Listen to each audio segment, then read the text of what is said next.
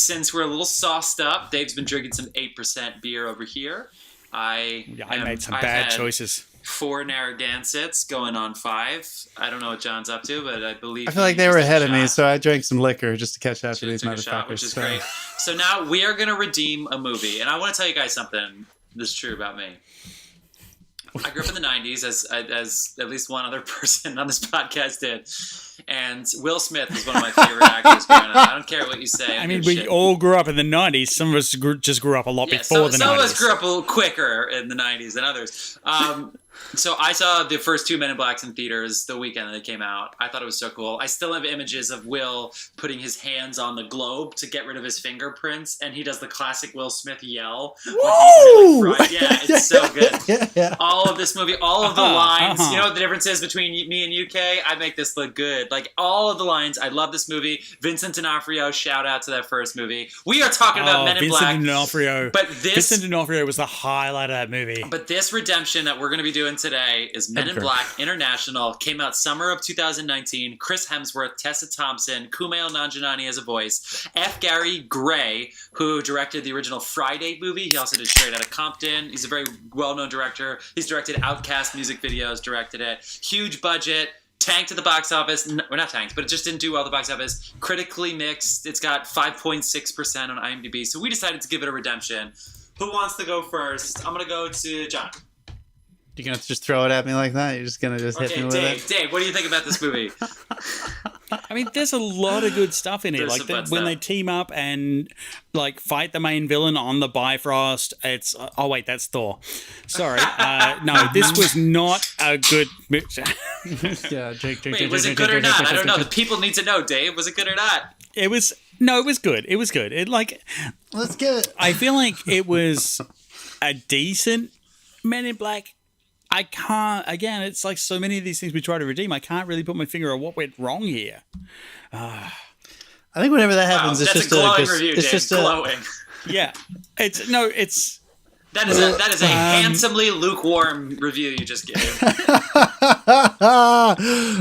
It's not bad. It's an okay. It's a Men in Black movie. That's what I got. I did not. I watched this on streaming. I'm glad I didn't pay money for it. Yeah, John. Hey, all right.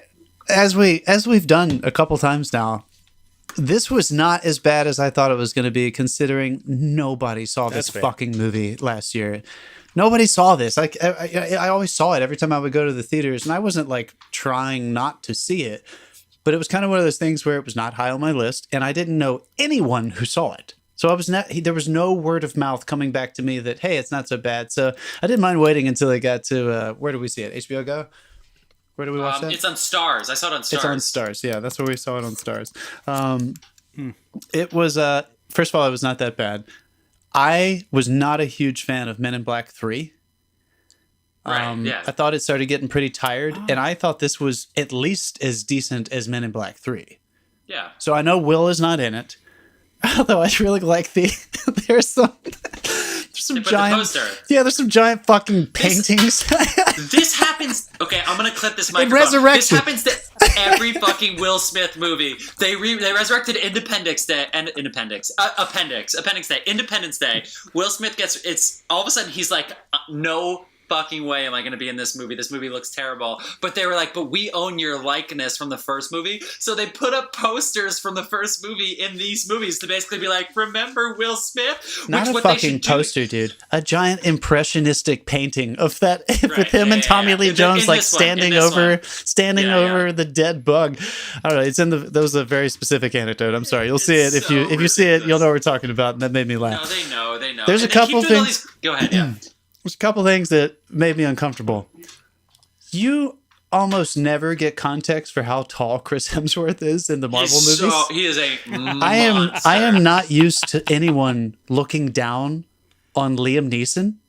Oh yeah. That was weird. That was weird seeing him standing an inch or two. Liam Neeson's used that either. I mean, that was fucking strange. That was weird. He's like, I have a very unique set of skills. I'll take your kneecap out. I don't know. Generally speaking, though, I did not mind this at all. I didn't mind Tessa Thompson's story. I didn't mind Chris Hemsworth. Once again, come on. If we're going to try to give credit where credit's due. He was always a funny Thor. I thought he carried it into this too. I don't ever want to see him play serious roles anymore. I remember what was that movie he did? I'm wondering if there wasn't as much. What was that movie he did about the race movie? Cars? Well, Moby Dick was fucking terrible. With Daniel Rohl, he did. It's a one-word movie. It's But anyway, that one, the indie, what's the name of that? Daniel Bruhl is the other guy in it. It's a Ron Howard movie. Yeah, so is the Moby Dick one, and I'm not saying he's a terrible actor. He's actually very funny. And I thought his humor worked really well in this movie. It didn't feel like he was doing Thor.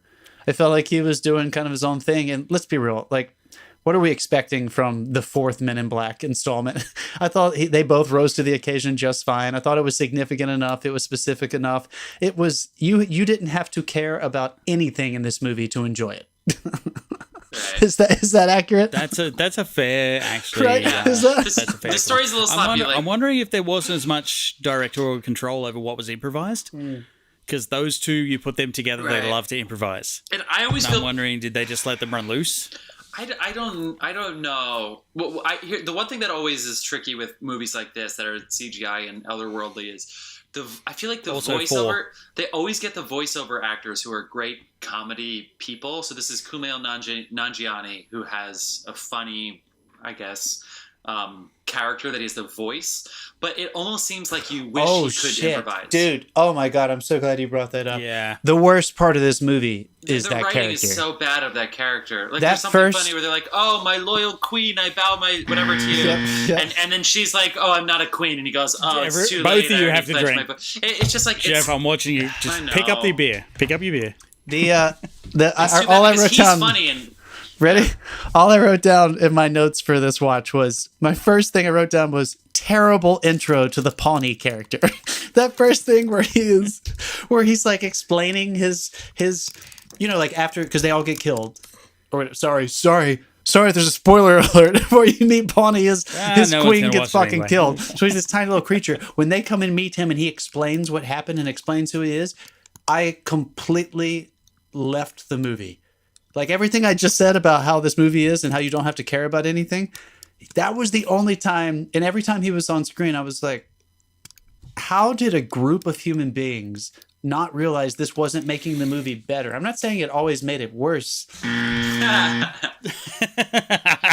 it's but it didn't make it better. It didn't make it better. It has to get vetted by 10 different people in like a production room. It's like, well, who's our target people? And it's like, that's where the wiggle room is. It's like in that character. And it's like, okay, well, this can make it family friendly. This could double our demo. It's like, it's hard to not watch a movie thinking about that with that kind of stuff, because the movie's fun. I mean, honestly, I don't even really remember who like the villains were. I think they were aliens. There's a rat in the industry. But when you have a cast that's Chris Hemsworth, Tessa Thompson, you asshole, Rebecca Ferguson, Rafe Spall, Emma Thompson, we haven't even talked about her in this movie, Liam Neeson, like, who's gonna be the rat? I don't know, it could be anybody, and that's, I guess, fun. I don't really know what they were fighting for. It was fine. Yeah. It was fun. It was good. I mean, I remember the plot of Aquaman more than I remember the plot of this movie. Here's why. The best part about this movie is this: they wanted to be Tessa Thompson. Is like, why is it the Men in Black? It could be it should be the person in black. I got there on my own because nobody took me seriously. So this is another pro-woman, pro-feminist movie, which is great for us three white guys to talk about right now. But the fact that all of these people in the movie, especially Emma Thompson, especially Liam Neeson, especially Rafe Spall, they're basically like, look, we just got paid a shit ton of money. We have a set schedule. We can see our kids over the weekend. Let's just have fun in making this movie. And there's a lot of personality in these characters that it's fun. It's not too stiff. All right, so then let's ask the bigger question. Like, let's try to imagine ourselves in this scenario. If you're making the fourth installment of Men in Black, do you say to yourself, are we strictly trying to make people have fun and we're not trying to do anything that is going to get them feeling emotionally attached to these characters and stuff? Because, hold on, one of the